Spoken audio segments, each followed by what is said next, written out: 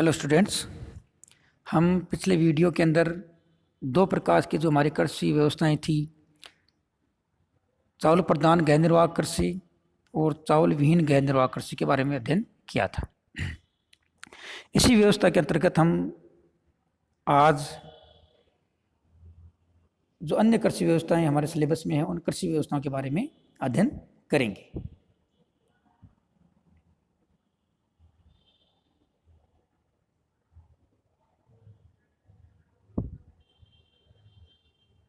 पहले कौन सी कृषि व्यवस्था है? वाणिज्यिक रोपण कृषि व्यवस्था। वाणिज्यिक रोपण कृषि व्यवस्था, इसे व्यापारिक बागाती कृषि भी कहते हैं। जो वाणिज्यिक रोपण कृषि है उसे व्यापारिक बागाती कृषि भी कहा जाता है। ये अधिक वर्षा वाले उष्णकटिबंधीय क्षेत्रों में होती है। इस प्रकार की कृषि में कोई एक फसल केवल बिक्री द्वारा मुद्रा अर्थात नकदी प्राप्त करने के लिए उत्पन्न की जाती है, जैसे रबर, चाय का कौवा, गन्ना, केला।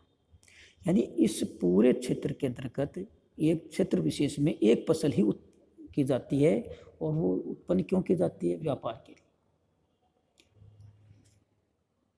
इसके अंतर्गत क्या होता है कि पेड़ लगाए जाते हैं। बीजों से फसल का उत्पादन नहीं होता, बल्कि पेड़ों का रोपण किया जाता है, और वो पेड़ जो होते हैं कई पेड़ 150 साल तक आपको फसल का उत्पादन देते हैं। तो पेड़ लगाने के कारण इसको रोपण कृषि कहा जाता है। बड़े बड़े बागान होते हैं, बाग होते हैं, उन बागानों के अंदर इसका उत्पादन किया जाता है। मुख्यतः उष्णकटिबंधीय क्षेत्रों के अंतर्गत इसका उत्पादन किया जाता है। संसार के अंदर कुछ बागाती कृषि क्षेत्र जो हैं वो निम्न हैं। बागाती या रोपण कृषि के मुख्य क्षेत्र निम्न हैं। पश्चिमी द्वीप समूह में क्यूबा, जमैका, पुर्टो रिको। अमेरिका के नीचे जो पश्चिमी द्वीप समूह है उसमें क्यूबा है, जमैका, पुर्टो रिको। मुख्यतः गन्ने की फसल होती है।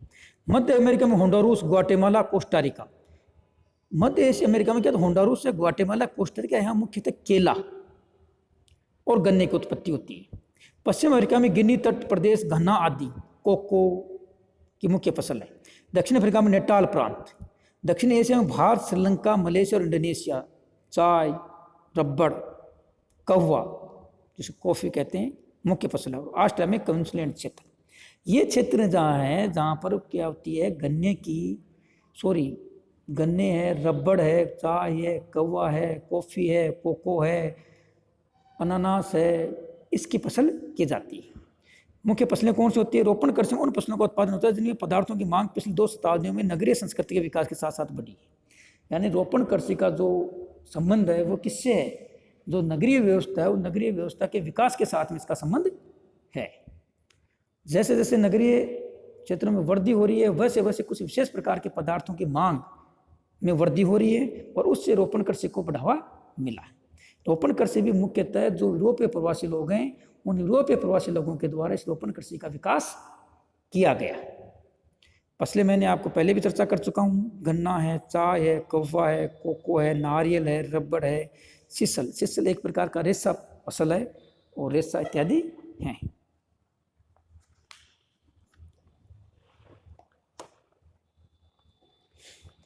तो विश्व प्रमुख बागाती कृषि की फसलें था, उनके उत्पादक देश निम्नलिखित प्रकार से हैं। रबड़।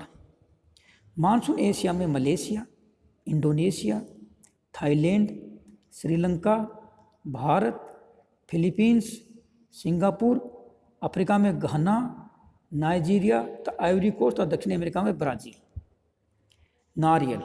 मानसून एशिया में भारत, वियतनाम, थाईलैंड, श्रीलंका तथा अफ्रीका एवं दक्षिण अमेरिका में भूमध्य रेखा के समीपवर्ती तटीय देशों में नारियल का उत्पादन होता है।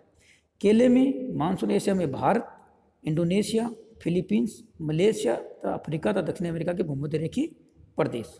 चाय चीन, Bharat, Sri Lanka, Japan, Bangladesh, Iran, Africa में कीनिया एवं तंजानिया।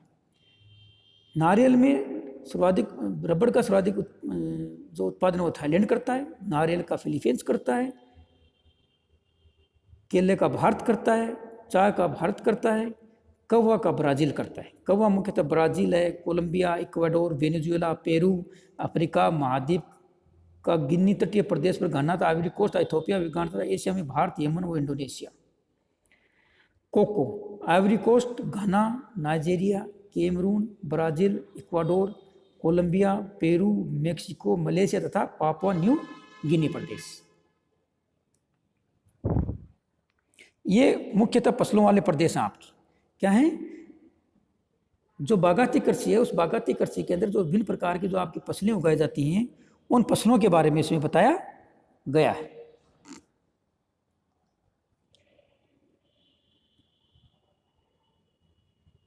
फिर है रोपण कृषि की विशेषताएं, यानी बागाती कृषि की मुख्य विशेषताएं कौन कौन सी हैं। ये एक फसली कृषि है, यानी बागाती कृषि के अंदर सबसे बड़ी विशेषता क्या है कि ये एक फसली कृषि है।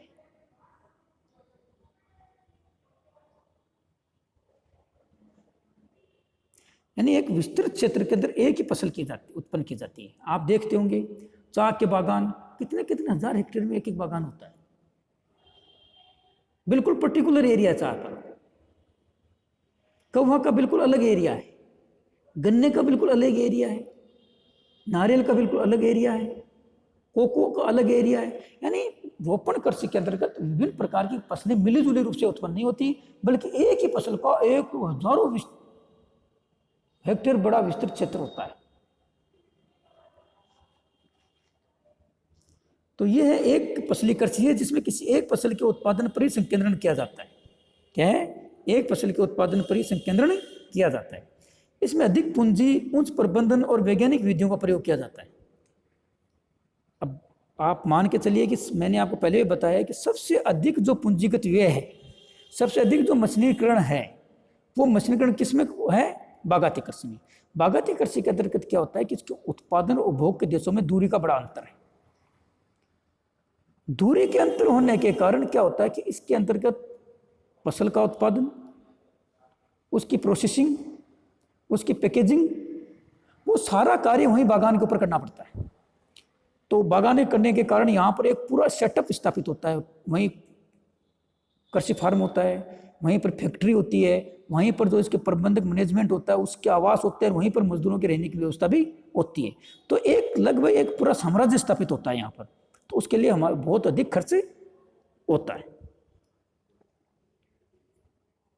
इस कारण इसमें अधिक पूंजी, उच्च प्रबंधन और वैज्ञानिक विधियों का प्रयोग होता है। सबसे अधिक मशीनीकरण की जरूरत पड़ती है, सबसे अधिक तकनीकी ज्ञान की आवश्यकता पड़ती है।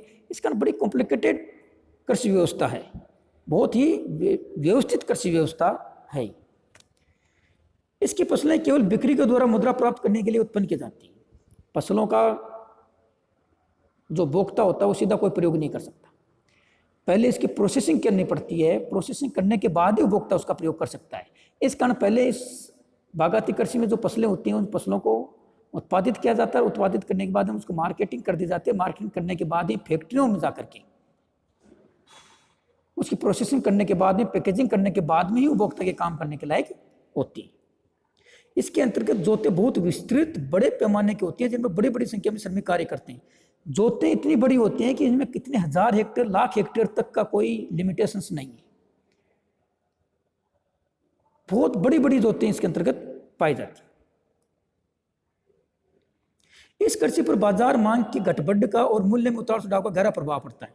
बाजार आधारित कृषि व्यवस्था है, तो बाजार आधारित कृषि व्यवस्था है तो बाजार की मांग का, इसके जो मोल है, मूल्य है, उस पर बड़ा फर्क पड़ता है। जितनी ज़्यादा बाजार में मांग बढ़ेगी उतना मूल्य ज़्यादा मिलेगा, जितनी बाजार में मांग कम हो जाएगी मूल्य कम हो जाएगा। तो ये जो व्यवस्था है, कृषि व्यवस्था, वो डायरेक्ट किससे कनेक्टेड है? मार्केट्स, बाजार।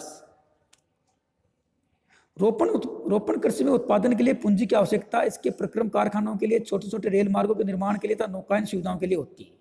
यानी पूंजी की आवश्यकता किसके लिए होती है? सामान्यतः तो पूंजी की आवश्यकता प्रत्येक चीज़ के लिए होती है। परिवहन मार्गों के विकास इस बहुत बड़ा महत्वपूर्ण है। फैक्ट्री की स्थापना बड़ा महत्वपूर्ण है। मशीनीकरण बड़ा महत्वपूर्ण है। इन सब के लिए, इसके लिए पूंजी की आवश्यकता होती है। रोपण फसल में बीमारी लगने का बड़ा भय रहता है, तो किसी फसल के असफल हो जाने पर बड़ी कठिनाई उपस्थित हो जाती है। ये जो बड़े बड़े पेड़ होते हैं, इनके अंदर किसी विशेष क्षेत्र के अंदर विशेष प्रकार के रोग कार्य करते हैं। जब इस प्रकार की कृषि व्यवस्था में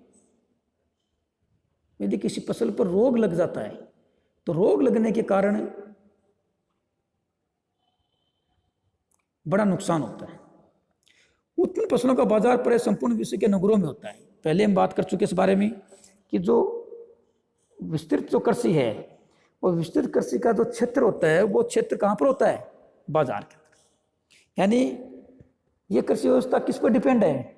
बाजार पर। आधुनिक जो नगरों की स्थापना हुई है उन आधुनिक नगरों पर डिपेंड है। जो आधुनिक लोग हैं उन आधुनिक लोगों के द्वारा जो विभिन्न प्रकार के पदार्थों का प्रयोग किया जाता है, जिस मटेरियल का प्रयोग किया जाता है, उस मटेरियल के ऊपर आपकी कृषि व्यवस्था निर्भर है। ठीक है, तो धन्यवाद।